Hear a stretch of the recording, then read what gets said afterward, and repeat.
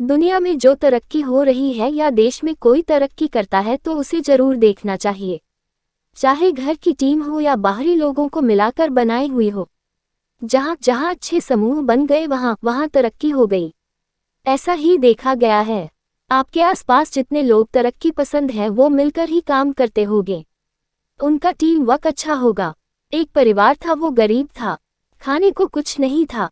काफी सोचा कि काम मिले मगर काम नहीं मिला। 2 बच्चे थे, बीबी थी। एक दिन उन्हें विचार आया कि इस गांव में काम मिलना मुश्किल है, चलो कहीं और चलते हैं। इस इरादे से वे एक दिन गांव छोड़कर चल दिए।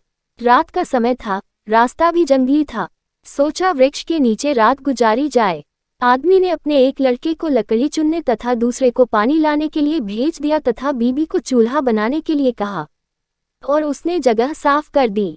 चारों ने अपने अपने काम कर लिए। चूल्हा जलाया गया, पानी गर्म होने लग गया। वृक्ष के ऊपर हंस रहता था। वो सोचने लगा, ये कैसा मूर्ख है, इन्होंने चूल्हा तो जला दिया मगर इनके पास पकाने को तो है ही नहीं कुछ भी। हंस ने उनसे पूछा, तुम्हारे पास पकाने को क्या है? वो आदमी बोला, तुझे मार के खाएंगे। हंस बोला, मुझे क्यों मारोगे? आदमी बोला, हमारे पास न पैसा है और न ही सामान, तो क्या करें? हंस सोच में पड़ गया। इन्होंने चूल्हा भी जला लिया है, सब कर्मशील हैं, मुझे तो ये खा ही जाएंगे। तो हंस बोला, अगर मैं आपको धन दे दूं तो मुझे छोड़ दोगे? घर का स्वामी बोला, हाँ छोड़ देंगे। हंस कहने लगा, मेरे साथ चलो, मैं तुम्हें धन देता हूँ। हंस उनको थोड़ी दूर ले गया और चोंच से इशारा किया और कहा कि यहाँ से निकाल लो। उन्होंने गड्ढा खोदा और वहां से धन निकाल लिया। हंस का धन्यवाद करके वापस अपने गांव आ गए और एक ही दिन में खूब मौज से रहने लग गए। अब उनके घर में किसी चीज की कमी नहीं थी। पड़ोसी ने देखा कि इस परिवार के पास ऐसी कौन सी चीज आ गई जो इनके पास इतना कुछ आ गया।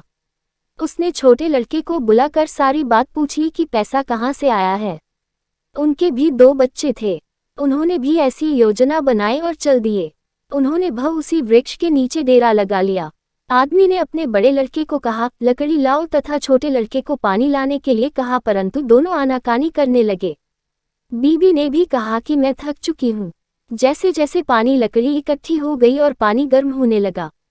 हंस फिर आया और बोला, तुम्हारे पास खाने को तो नहीं है तो फिर पानी गर्म कर रहे हो?